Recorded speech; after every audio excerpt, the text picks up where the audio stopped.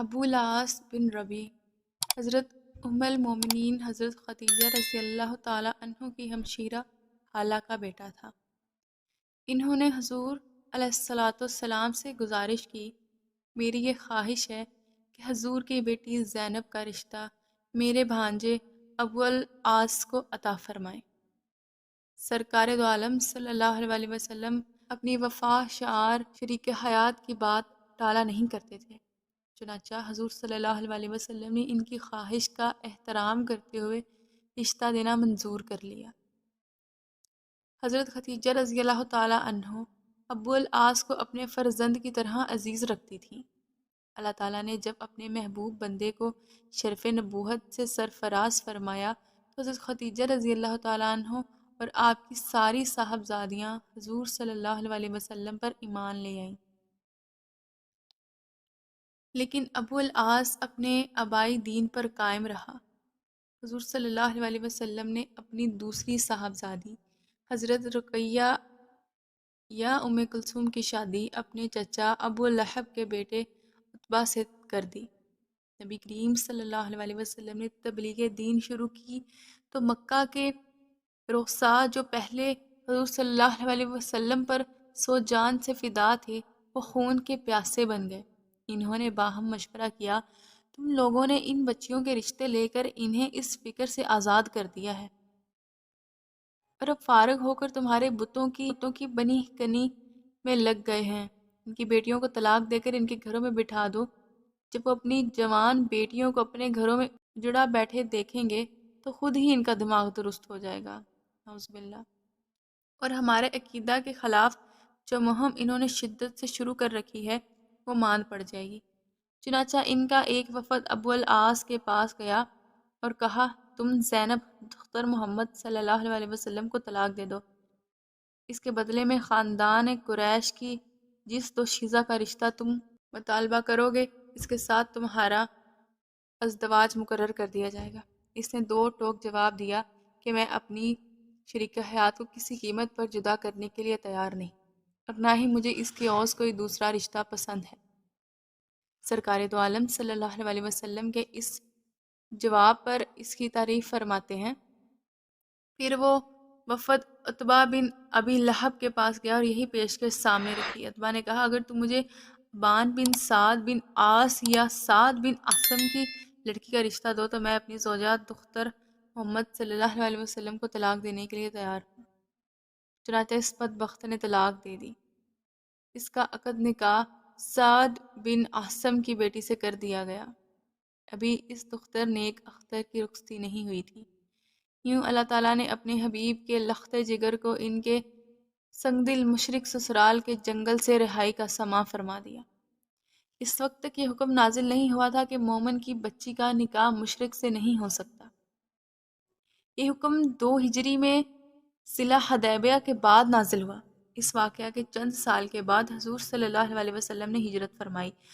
2 ہجری میں واقعہ بدر رونما ہوا۔ ابو العاص جنگی قیدیوں کے ساتھ گرفتار ہو کر مدینہ آیا۔ حضرت زینب فرماتی ہیں، جب مکہ سے روانہ ہونے کی تیاری کر رہی تھی تو ہند بنت عتبہ میرے پاس آئی اور کہنے لگی، اے میرے چچا کی بیٹی، اگر تجھے زاد سفر کے طور پر کسی چیز کی ضرورت ہو یا اثناء سفر کوئی رقم درکار ہو تو شرماؤ مت، مجھے چپکے سے بتا دو، میں تمہاری مدد کروں گی، تمہارے حکم کی تعمیل کروں گی۔ آپ کہتی ہیں کہ اس کی پیشکش سچی تھی، وہ اس سے مجھے دھوکہ نہیں دینا چاہتی تھی، لیکن میں نے اس کے سامنے اس راز کو فاش کرنا مناسب نہ سمجھا اور بات کو ٹال دیا۔ جب آپ نے تیاری مکمل کر لی تو اپنے خاوند کا بھائی کنانہ بن ربی سواری کے لیے ایک اونٹ لے آیا۔ اس پر آپ سوار ہو گئیں۔ کنانہ نے اپنی کمان اور ترکش حمائل کیا اور دن کے اجالے میں انہیں لے کر مکہ روانہ ہو گیا۔ قریش کو جب اس واقعہ کا علم ہوا تو انہوں نے چہم گوئیاں شروع کر دیں۔ چند نوجوان آپ کے تعاقب میں نہیں، ذی طوطا کے مقام پر انہوں نے آپ کو آ لیا۔ حبار بن اسود بن مطلب سب سے پیش تھا۔ جس جگہ آپ بیٹھی ہوئی تھے اس کے قریب پہنچ کر اپنا نیزہ لہرا لہرا کر آپ کو خوفزدہ کرنا شروع کر دیا۔ آپ کے خاوند کے بھائی کنانا نے جب یہ دیکھا تو اس نے اپنا اونٹ بٹھا دیا، اپنی ترکش سے تیر نکال کر سامنے رکھ دیا اور انہیں للکار کر کہا، باخدا جو شخص تم میں سے میرے قریب آنے کی جسارت کرے گا، میں اپنا تیر اس کے سینے میں پیوست کر دوں گا۔ سب پر سکتہ داری ہو گیا اور وہ پیچھے ہٹ گئے۔ اتنے میں ابو سفیان مکہ کے معززین کو ہمراہ لے کر وہاں پہنچ گئے۔ اس نے کنانا کو کہا، بس بس، اب تیر نہ چلانا جب تک ہم تمہارے ساتھ گفتگو نہ کر لیں۔ وہ رک گیا۔ ابو سفیان آگے بڑھ کر اس کے قریب آ گیا اور کہنے لگا، تم نے اچھا نہیں کیا، دن کے اجالے میں لوگوں کے سامنے اعلانیہ اس خاتون کو لے کر تم چل پڑے ہو، حالانکہ جس مصیبت میں ہم مبتلا ہیں تم اس سے بے خبر نہیں۔ ان حالات میں اگر تم اعلانیہ ان کی بیٹی کو لے جاؤ گے، جو لوگ یہ بات سنیں گے وہ یہی کہیں گے نا کہ اب ہم بالکل عاجز اور ناکارہ ہو گئے ہیں، یہ بات ہمارے زخموں پر نمک پاشی کا باعث بنے گی۔ مجھے اپنی زندگی کی قسم، ہمیں ان کو روکنے سے کوئی دلچسپی نہیں ہے، اور نہ ہی اس طرح ہماری آتش انتقام سرد ہو۔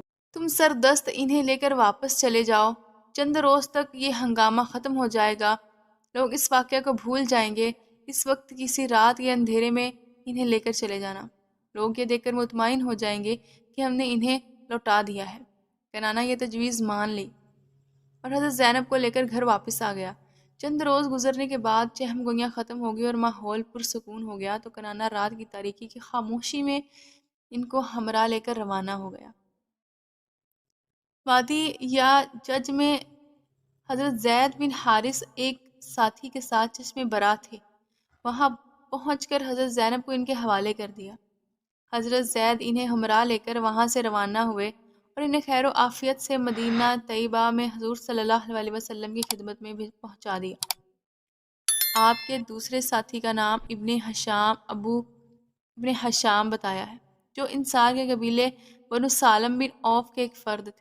حضرت ابو ہریرہ رضی اللہ تعالیٰ عنہ فرماتے ہیں، سرکار دو عالم صلی اللہ علیہ وسلم نے ایک سریہ روانہ کیا جس میں یہ بھی شریک تھا۔ ہمیں رخصت کرتے ہوئے حضور صلی اللہ علیہ وسلم نے فرمایا، اگر حبار بن اسود تمہارے قابو میں آ جائے تو اس کے دوسرے ساتھیوں نے میری بیٹی کو اذیت پہنچائی، آگ کا لاوا جلا کر انہیں اس میں پھینک دیا تاکہ وہ جل بھن کر راکھ ہو جائے۔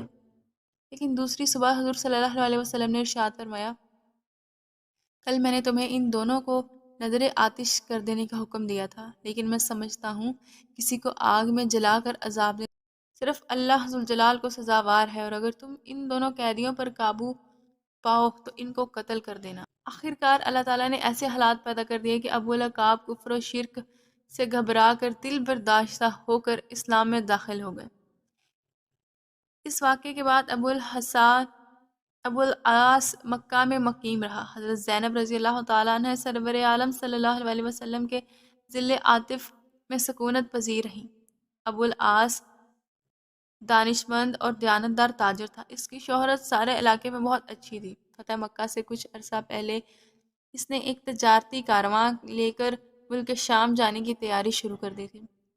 لوگوں کو پتہ چلا تو ان کی اچھی شہرت اور کاروبار میں ان کی مہارت کی وجہ سے انہوں نے قافلہ میں اپنا سرمایہ لگا دیا۔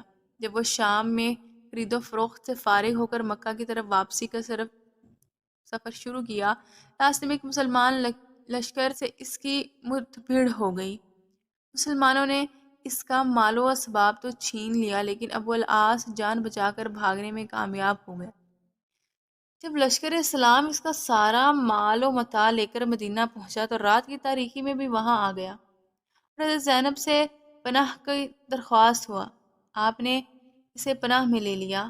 وہ اس لیے آیا تھا کہ حضور صلی اللہ علیہ وسلم کی خدمت میں اپنے مال کی واپسی کی درخواست کرے۔ رحمت عالم صلی اللہ علیہ وسلم جب صبح کی نماز ادا کرنے کے لیے مسجد میں تشریف لائے تو تکبر تحریمیہ کہی اور وہاں پر موجود سب لوگوں نے بھی کہا اور اپنے ہاتھ باندھ لیے، اور اس وقت صفا النساء سے حضرت زینب رضی اللہ تعالی عنہ آواز بلند کرتی ہوئی کہتی ہیں، اے لوگو سن لو، ابو العاص کو پناہ دے دی ہے۔ حضور صلی اللہ علیہ وسلم نے سلام پھیرا تو لوگوں نے اس سے پوچھا، کیا تم وہ آواز سنی جو میں نے سنی؟ انہوں نے عرض کیا، یہ آواز ہم نے بھی سنی ہے۔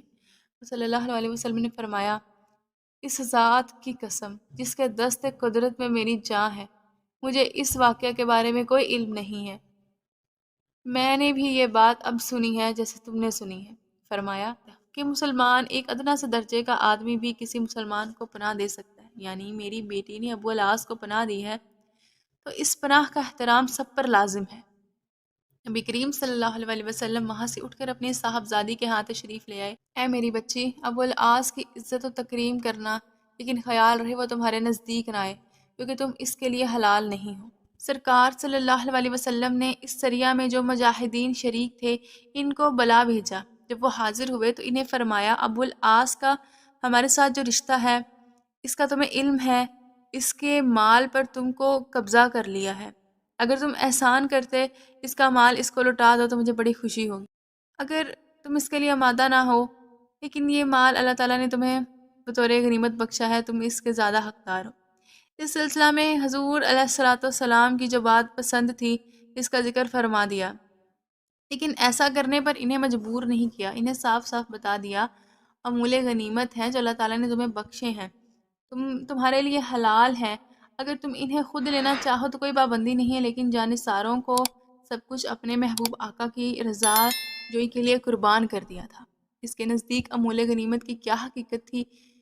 سب نے عرض کیا، یا رسول اللہ، ہم باعث مسرت یہ امال ابو العاص کو لٹانے کے لیے تیار ہیں۔ چنانچہ انہوں نے جو چیزیں ابو العاص کے قافلہ سے چھینی تھیں وہ لٹا، جس کے پاس جو چیز تھی وہ لا کر ڈھیر کر رہے، حتیٰ کہ اس کے پاس پرانا ڈول تھا وہ لے آیا تھا، جس کے پاس ڈول کی بوسیدہ رسی تھی وہ لے آیا تھا، جس کے پاس ٹوٹا ہوا لوٹا تھا وہ بھی پیش کر دیا، جس کے پاس مشکیرہ کا منہ باندھنے والا لکڑی کا ڈاٹ تھا وہ بھی لے کر حاضر ہو گیا۔